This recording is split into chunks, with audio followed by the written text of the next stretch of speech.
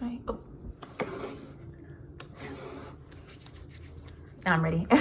Hey guys, my name is Jules, and today I'm going to be giving our very first online SNL message, and I'm super excited to just be communicating with you all during this really confusing and uncomfortable time in society. But I'm really excited for the message that God has placed on my heart, and even more excited to end off our series, When the Cloud Moves. This series has been so impactful, and I think it was really meant to be because of how inspiring it has been to me, and I'm sure many of you watching today.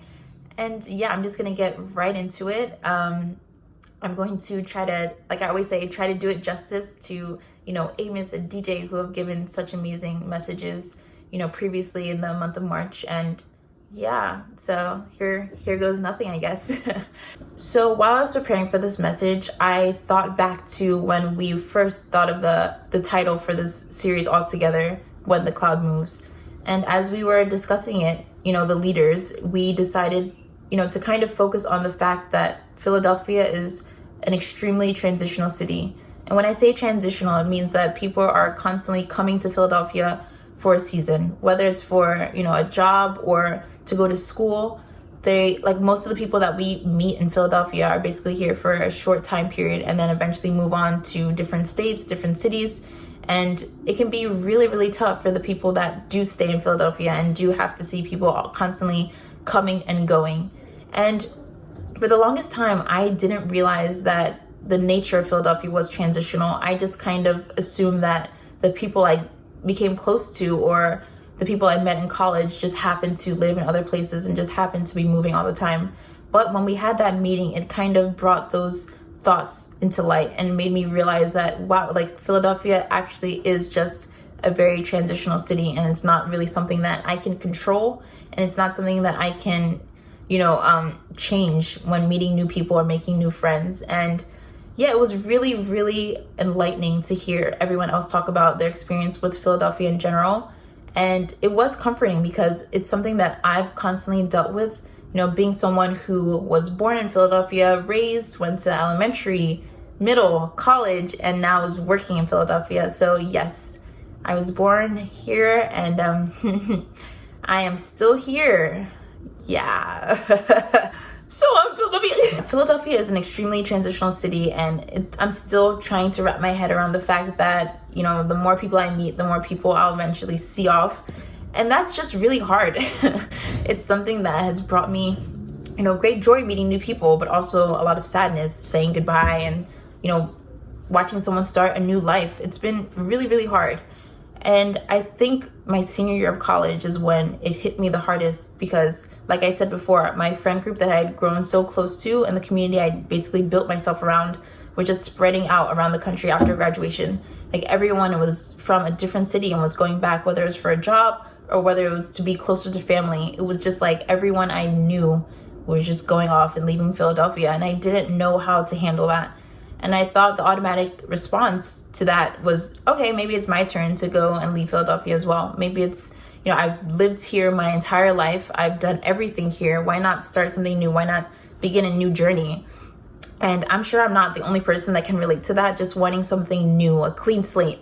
So there's actually a region in the brain called the substantia nigra, which is called the novelty center of the brain. And what that means is when our brain experiences new things or sees new images, it's that region of the brain, the substantia nigra, is activated. And that also applies to, the idea of wanting to experience something new or wanting to live in a new place. And, in my head, that was just the best idea because, that part of my brain was activated, and I was just so latched onto the idea of, something new, even if it wasn't the right move at the time. And I think it's so easy to become engulfed with leaving or going to a new place when things aren't necessarily working out where we are. And at that time, things weren't working out. I didn't really have a job lined up. I didn't really know what I wanted to do in terms of grad school. My friend group was falling apart. Like so many things were going in a different direction. And I thought that the solution to that was just leaving. Honestly, no one could convince me that Philadelphia was the city that I was going to settle down in or, find a place in, because everything was just pointing to starting over.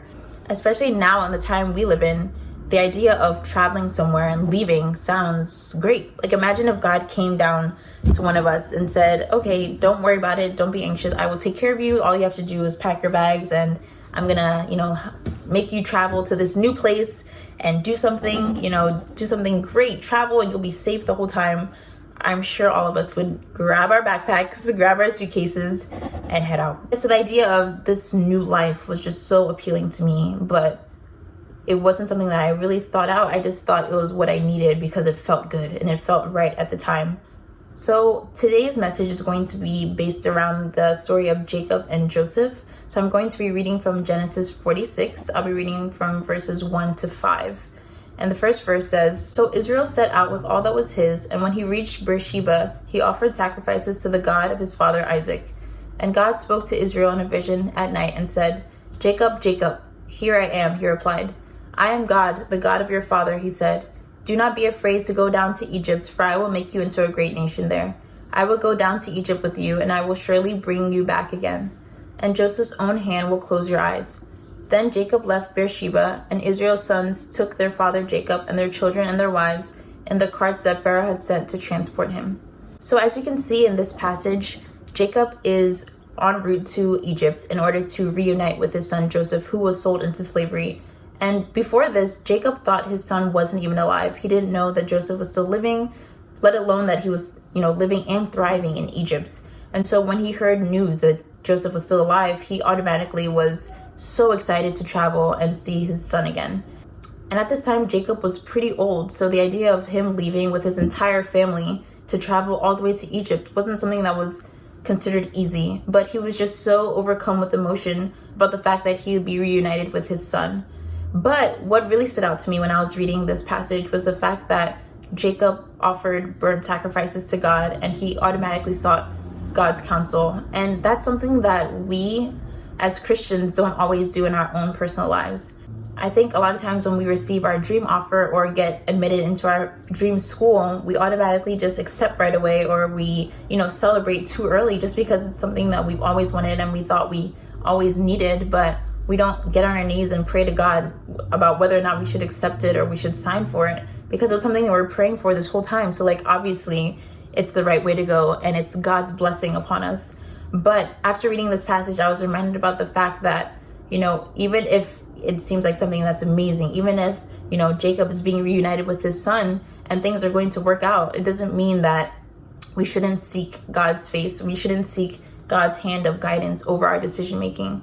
And I think this lesson definitely resonated with me at a certain time in my life when I was faced with a really, really big decision. And it was a time when I got a job offer at a company that I've always wanted to work at, and something that would look great on my resume and a great salary. But when I got it, there was just something that wasn't sitting right with me. I didn't have peace at this time to take the offer. And I know when I told people about it and when I told my friends, my family, they automatically said, of course, sign. What are you waiting for? But at the time, I just felt like it wasn't the decision God wanted me to make. And it was something I was basically deciding because it looked good on paper and it would, help me pay the bills at the time. But after praying about it and sitting with it, I eventually declined the offer. And when I told my parents, they were just like, what? Why would you do that? And I know it didn't make sense and it wasn't something that, I could even ration out myself. But at the time, I felt so much peace in doing that. And I felt so much peace that I, prayed to God and asked for his help through this journey and deciding on what I should do. And eventually, after weeks of waiting and, applying and interviewing with different places, I received an offer that was 10 times better than the one I had declined originally. And I think that was just a lesson to me that it's not always right to jump at what looks the best or what looks great or what will bring us joy in the moment. And a lot of times those blessings that we jump towards and we automatically accept right away can oftentimes turn into burdens that we don't see coming. And so I know that blessing would have definitely turned into a burden, because not only was it outside of Philadelphia, which I saw as a sign to finally leave and finally start a new life, but it would have been something that prevented me from being a leader in Soulution and having a social life and being able to come home early enough, because it was just so far from where I was living and the hours were just not really compatible with my schedule. So that blessing would eventually stress me out so much that my life would have been affected in a really negative way. And I saw that as a sign to, regardless of what comes in the future or what happens, even a smaller blessing as something that's just like a decision that will just affect me for that day is something that I should still pray to God for and ask for his guidance over, because, regardless of how big or small the decisions we are making are, I think it's always important to, make sure that God is going with us when we're deciding. Something else that I noticed while I was reading this passage was the fact that God said, "Do not be afraid to go down to Egypt." And while I was reading that, I thought, why would Jacob be afraid? He finds out his son, Joseph, is alive. He's going to be reunited with him, and he's also going with his family, which is a lot more comfortable than going alone. Why would he be afraid? I get that he's older, but still, he has, a huge, I think it was about 70 people that were coming with him, following him to, help him get everything he's always wanted, basically. So what is there to fear? But then I looked into the backstory of it, and his grandfather, Abraham, received a prophecy about the Israelites being enslaved. And so as Jacob is preparing to leave his hometown to go to Egypt, he's also wondering, am I leading my family into captivity? Am I doing something that will only benefit me and eventually make my family suffer in the process? Because God clearly says that Jacob will see Joseph, and he says that Joseph's own hand will close your eyes. So not only is he assured that he will be reunited with his son, but he will also, die in peace. So the prophecy of the Israelites being enslaved isn't something that would directly affect him, isn't something that would, harm him in any way, because he ultimately would be safe. So regardless of the fact that his story is going to have a happy ending and everything's going to work out for him, he also has that emotional side to him of, I care about my family and I also don't want any harm to befall on them. And I know hearing that and reading about it, we automatically think, of course, Jacob isn't going to want to hurt his family and he's going to want to protect them by any means necessary. But I think a lot of times when we're confronted with this situation, whether it's, a huge opportunity that we've been waiting for and praying for comes our way, we don't always think about how it's going to affect the people around us. Even when it comes to a job offer that could be across the country, that's, has the most amazing campus, the most amazing salary, has the, the best room for growth. We don't always look at how, maybe this is a time where I'm supposed to spend at home. Maybe this is a time where I'm supposed to, be with family and, do things here, or, really, really dig into working at my church. We just see the opportunity and like how it's going to benefit us without really weighing all the circumstances around us. And I think here, Jacob could have easily said, okay, well, this is going to be great for me. I'm going to have the ending I've always wanted, and I'm going to see my son who was basically taken away from me for all these years. But he still, prays and goes to God regarding this decision, because he knows that, if it's not going to be great for his family, or it's not something that God is saying that, this is my will, that you go to Egypt with your family, he knew it wasn't worth the trip. And that really resonated with me, because a lot of times when something does come up that, I think would lead me to move or makes me want to go, out of state or across the country, I don't always weigh how it's going to affect the people around me or how it's going to affect my future. But I just see it as how it's going to affect my life in that present moment. As I was preparing for this message, one thing that stood out to me about, the idea of staying was, who are we staying as? Like, what emotions are we carrying as we're staying? And I think that has a lot to do with the feelings that we have regarding moving. When we feel uncomfortable and we feel like life isn't going the way we want it to, or things aren't necessarily evolving the way we'd like it to, we think that the solution is just going away and starting over. Like, the grass is always greener on the other side. But I think the purpose of staying and the power of staying really comes in the refinement of staying. What emotions are we carrying as we're staying? What's really driving us to leave? And looking back, every time I've always felt a huge pressure to leave, and a huge, urge to start a new life somewhere else or across the country. It's always been when I was not feeling great about my surroundings or not feeling great about myself. I was either carrying a lot of anxiety, a lot of fear of things just not working out, or, a lot of, maybe some depression of, things aren't turning out the way I'd like it to. My life doesn't look how I thought it would in 5 years. And so just all those feelings wrapped together just caused me to want to pack my bags and leave. The truth is, leaving isn't the solution to our problems. Sometimes staying can be the best thing we can do for ourselves, the best thing we can do for our futures. So I think it's really, really important to put your emotions aside when, making a big decision or even deciding whether or not to leave or to stay. I think when we, leave based on our emotions and pack our bags based on, how we're feeling at the moment, because truthfully, if we decide to leave because we're angry with our situation, or we feel rejected by a community that was in that city, or we feel like, people just don't understand us, we're not leaving by ourselves. We're leaving with anxiety. We're also packing some depression there, some fears coming with us. And what else am I missing? Probably some doubt. There's so many things that are coming along with us that are just baggage that's going to weigh us down in the next city that we're going to. It's not like we're going to a new city and we're completely the best version of ourselves. We're so happy. We're so content with life. Everything is working out in our favor and nothing can go wrong. It's not like that at all. It's not. We're basically bringing that baggage, that Philadelphia baggage, and taking it to San Francisco and dumping out that baggage there. Yeah, that's when I realized, I'm like, okay, maybe this isn't about, an opportunity. Maybe it's an opportunity for me to work on myself instead of finding something that can distract me from what's going on the inside. And I think it's crazy that right now in the time we're living in, traveling isn't really an option. Airports have been emptier than they've ever been. People aren't leaving their homes. Even going to the grocery store is something that's considered dangerous. So the idea of traveling is just so irresponsible at this moment.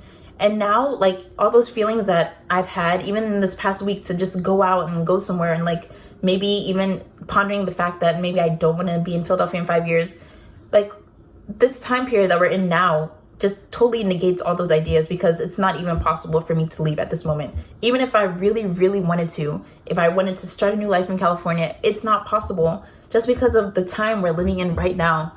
And that made me realize, like, now that I'm thinking about, leaving again, what's really going on the inside? Like, what am I genuinely feeling? And what I've come to realize is that this whole process of me staying, the idea of me staying in place, I used to think that it meant God wasn't moving in other areas. I thought that if I was staying and other people were going, people were flourishing in other areas, but I was still staying, it kind of meant like I was being held back. It felt like I was a weak link in some sense, that, my life wasn't progressing or moving forward because I was just still stuck in the same city that I had grown up in all my life. Like, nothing new was happening to me because I was still seeing the same old every single day. But I think my mindset regarding it was totally, totally wrong.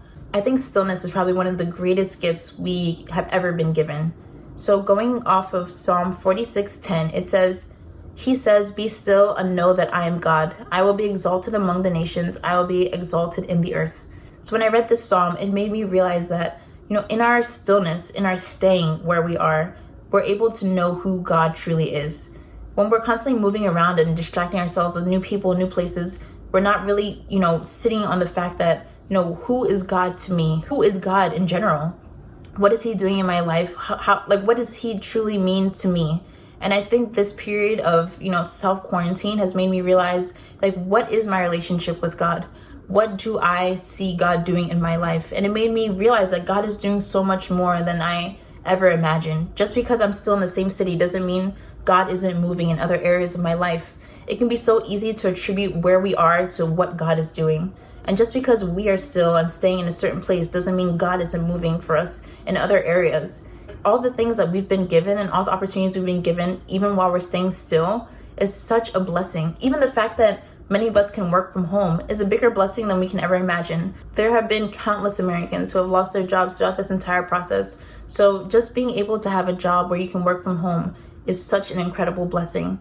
And that's something that we're doing at home, being still, not going anywhere, not going from place to place. We're just stuck. And a lot of times, people say they're going crazy or it's too much to handle because they're getting cabin fever. They need to get some fresh air, but it's still a huge blessing to have income flowing in during this crazy time. And throughout this entire process of being at home and being still, I've seen things in myself that still need to be refined. The idea of being refined and the refining process isn't one that's easy by any means. There's even a song out called The Refiner, where the singer of the song says that, telling God to refine you and to purify you isn't something that's easy, and it's actually a pretty dangerous prayer, because the refinement process isn't light, isn't something that, okay, I'm going to be purified, my life is going to be better, my character is going to be shaped, and I'm just going to come out on the other end totally unscathed, like everything's going to be amazing.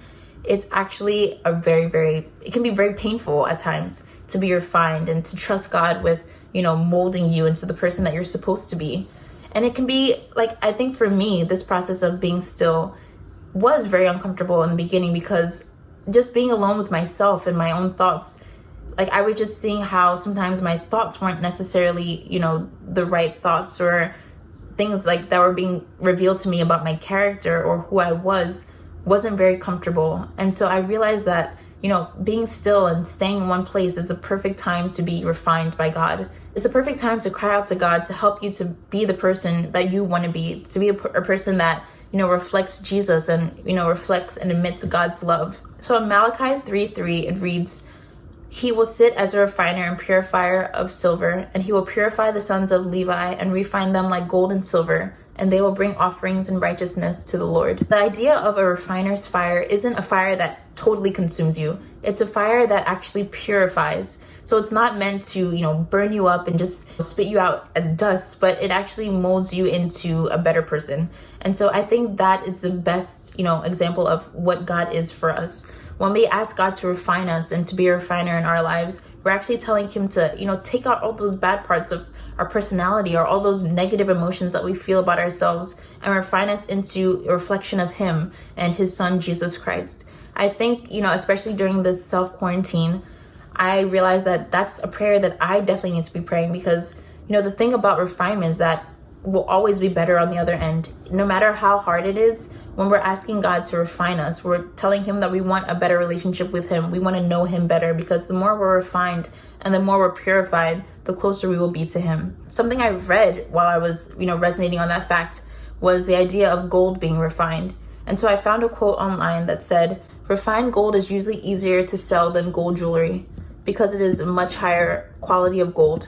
Gold jewelry has an average 14K gold, which is just over 58% gold content. Refined gold is fine gold, measuring at 99.99% gold.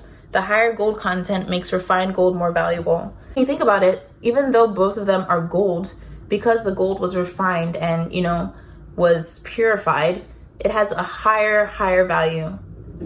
So even though these two pieces of gold are both gold, the one that's refined has a much higher value and will do a lot better in the market.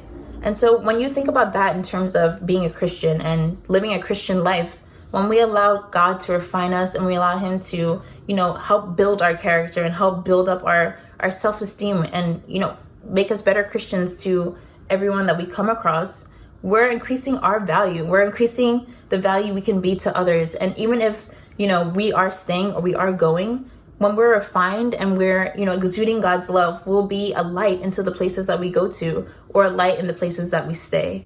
So I think I urge everyone to use this period of stillness and staying at home and staying wherever you are to just allow God to refine you.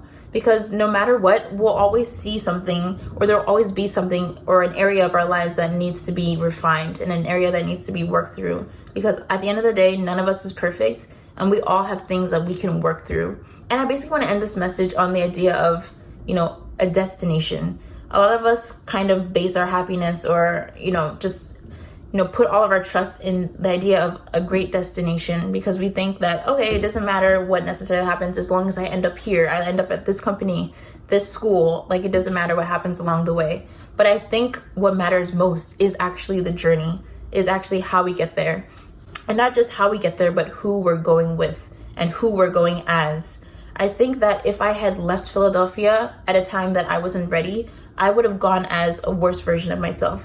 I would have, like I said, been bringing baggage that I didn't really know I had, because I didn't have time to sit still and, trust God and to have him reveal things that needed to be refined. And I think I definitely didn't seek God's counsel based on, where should I go? Should I just travel and leave? It was just because I didn't have, a job offer lined up for me to leave. But if I did, I definitely would have caught the first plane that was going to California or going to Chicago, because I was just so desperate to change my surroundings. And of course, if God isn't going with you, there's really no point in going at all. The destination is nothing it's cracked up to be if God isn't going with us. And I think that's so important to think about before we ever make a step, before we even think about leaving, but to make sure that where we are, where we're staying is somewhere that God is with us, somewhere that we're constantly seeking God, and somewhere that we can say that God is planting us. Because once we're planted and once God is saying, be still, this is where you are, this is the community that you're going to be built around, that's when we know that the blessings truly will overflow in our lives. So to everyone that's being still this week and, weeks to come, I wish you the best of luck. I know it's really hard. It's been really hard for me too. I didn't even realize I was social until I was told to stay at home. I pride myself on being an introvert, but I've never felt more extroverted in my life.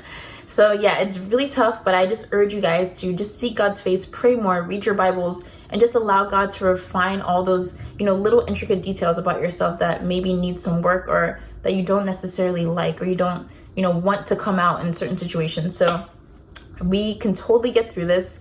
God is always going to be with us. I just pray that each and every one of you gets through this safely, healthy, and in peace. I'll talk to you guys later.